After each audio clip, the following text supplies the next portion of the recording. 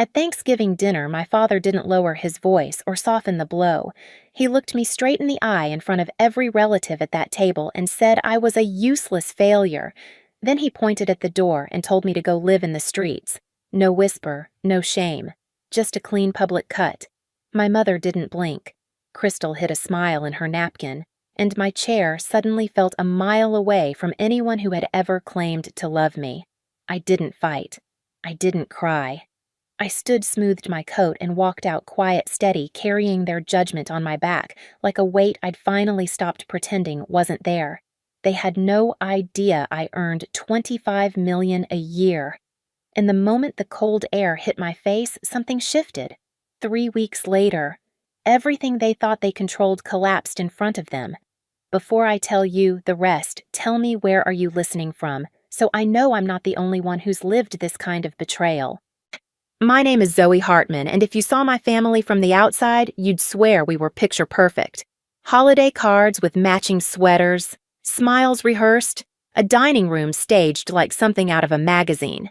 But perfection makes a great disguise, and my parents wore it better than anyone I've ever met. Growing up, I learned early where I belonged, and more importantly, where I didn't.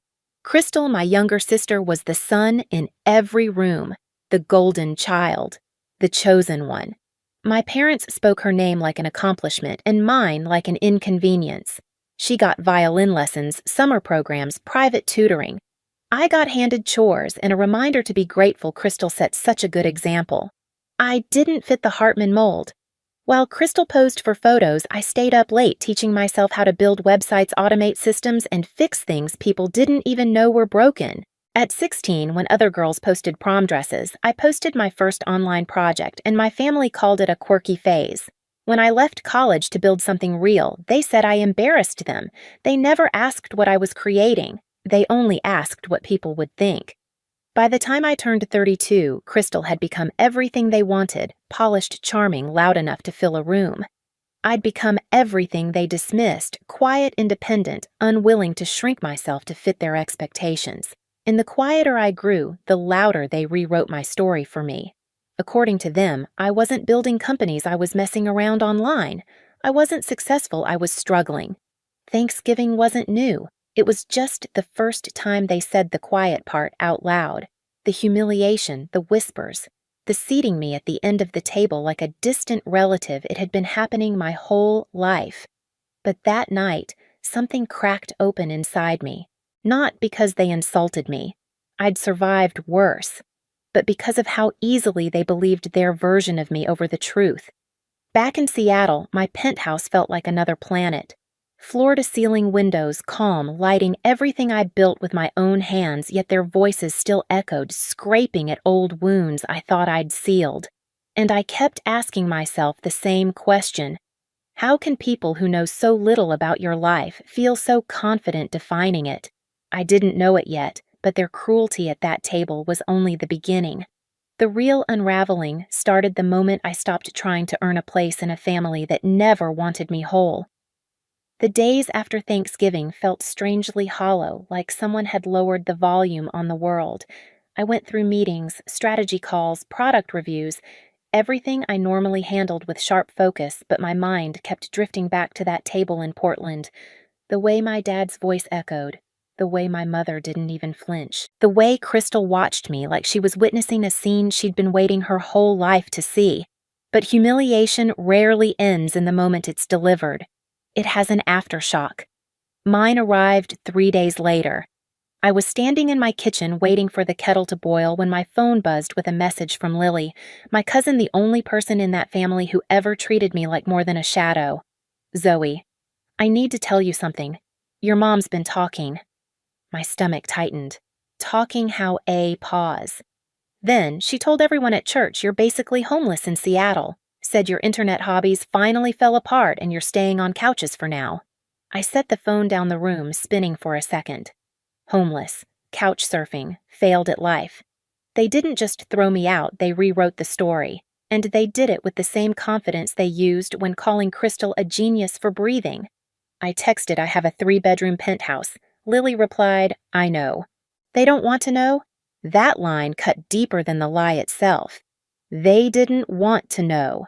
Knowing would force them to face the truth that everything they'd mocked, minimized, dismissed, had turned into success they couldn't control. 2 days later, the aftershock turned into a fault line. An email slid into my inbox from a law office in Portland.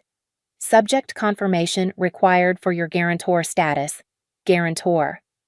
For what? I opened the message, and for a moment I forgot how to breathe. It referenced a renovation loan around $400,000 taken out 2 years earlier, and according to the attached records, I was listed as the guarantor. I had never signed anything for them. I wouldn't have. But the file included a scan of my signature. One glance, and every nerve in my body went cold. They forged my name on a massive loan. A loan partially funneled into Crystal's boutique, the one she bragged about like it was her destiny. The humiliation at Thanksgiving suddenly made cruel sense. They needed me small, powerless, easier to use, easier to frame as unstable if the loan ever collapsed. I stood in the quiet of my kitchen, the city lights flickering against the glass, and let the truth settle like ice in my veins. They hadn't just thrown me out.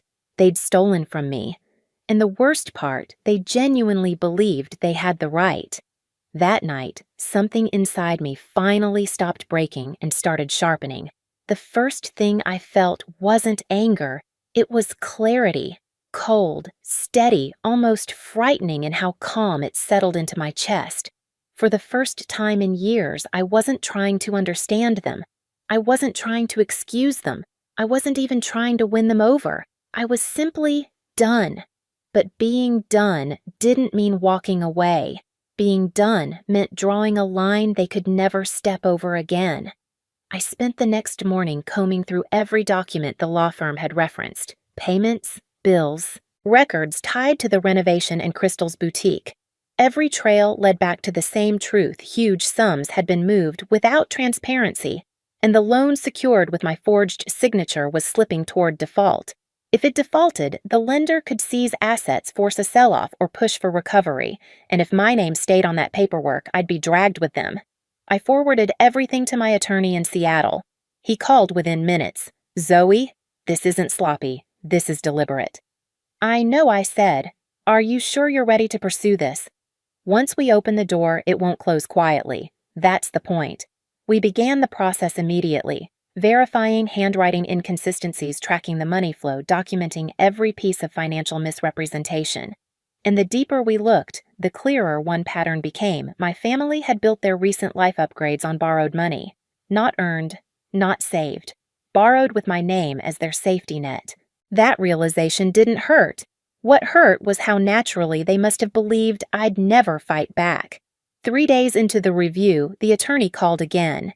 If the loan continues sliding, the lender may consider transferring control if a qualified buyer steps in to absorb the debt. "And I'm qualified," I said.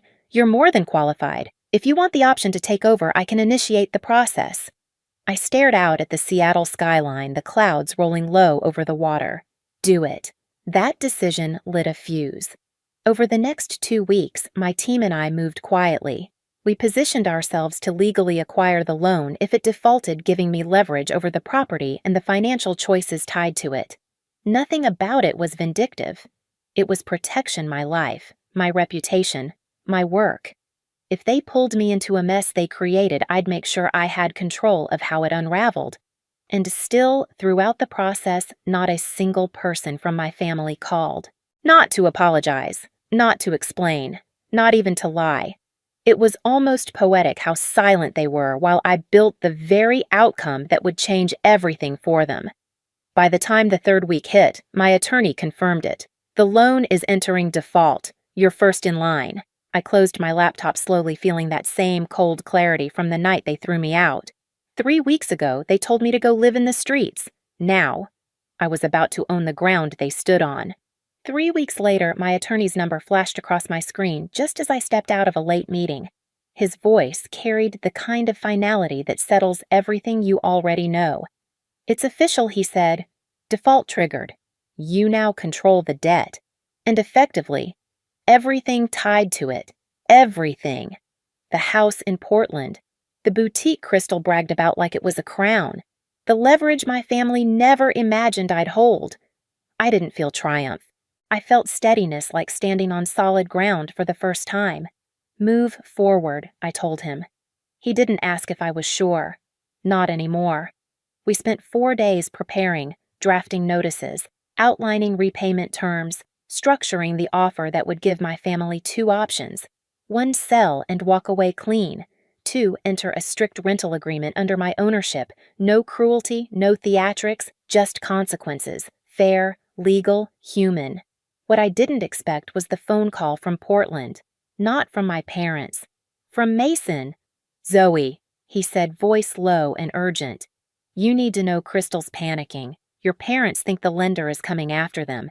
They don't know it's you." A pause. "I don't think they'll handle it well." I almost laughed. Handle it well? They had forged my signature, humiliated me, slandered me, then expected the universe to protect them from the fallout they created. But I didn't want their panic. I wanted their understanding. Not of my success, but of the boundaries they'd broken. So I told Mason, meet me at Bellevue House. Friday. Dinner. Bring them.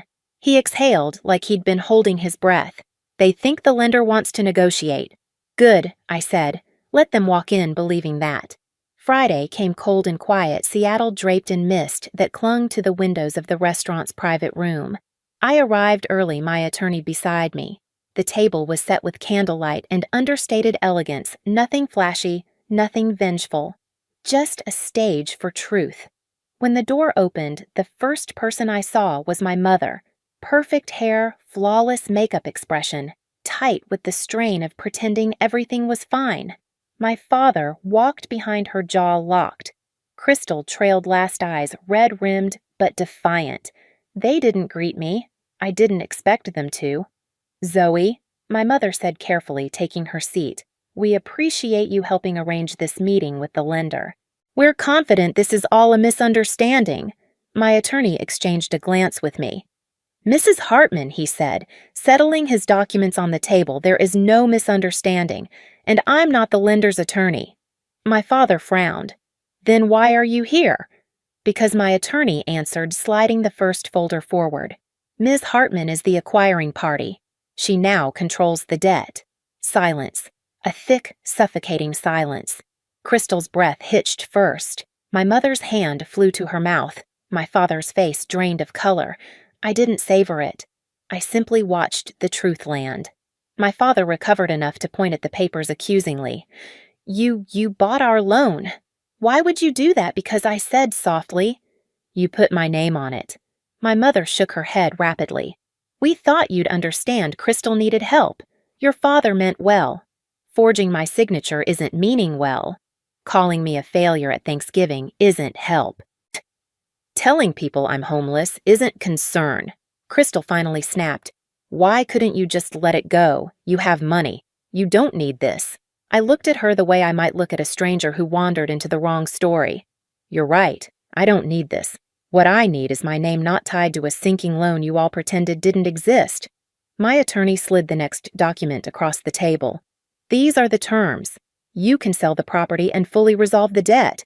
Or if you choose not to sell, Ms. Hartman will assume ownership, and you may remain as tenants under a structured rental contract." "We have to rent our own home," my father whispered. "It isn't your home," I corrected. "Not anymore." Crystal glared at me with a mix of disbelief and fury. "You're ruining everything." "No," I said. "I'm ending what you started." My mother burst into quiet, broken sobs, not guilt, just fear of losing the life she curated for others to admire. "We're your family," she choked. "How can you do this to us?" I leaned forward, voice steady. "You taught me exactly how. The night you threw me out, you said I should go live in the streets. You said I was useless. You said I had nothing. But the truth is, you never knew me at all." I let that sit before continuing. "I'm not here to punish you. I'm here to separate myself from choices that were never mine." My father exhaled shakily, anger melting into something rawer. "What do you want from us?" Nothing, I said. Not an apology, not a confession.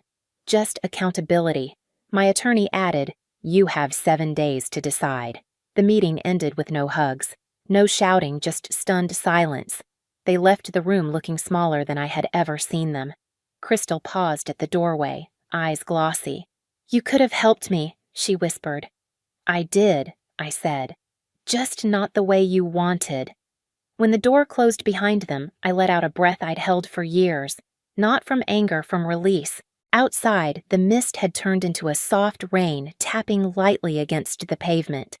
I walked through it without rushing, feeling the weight of my family's expectations finally slip off my shoulders. 3 weeks earlier, they told me to go live in the streets. Tonight, they walked out of a building they no longer owned, and for the first time in my life, the distance between us felt like freedom. Over the next week, the silence from Portland was louder than any outburst could have been. No calls, no explanations, no sudden change of heart. My attorney forwarded updates as they came in short clinical messages, noting their hesitation, their consultations, their growing realization that there was no loophole big enough to crawl through.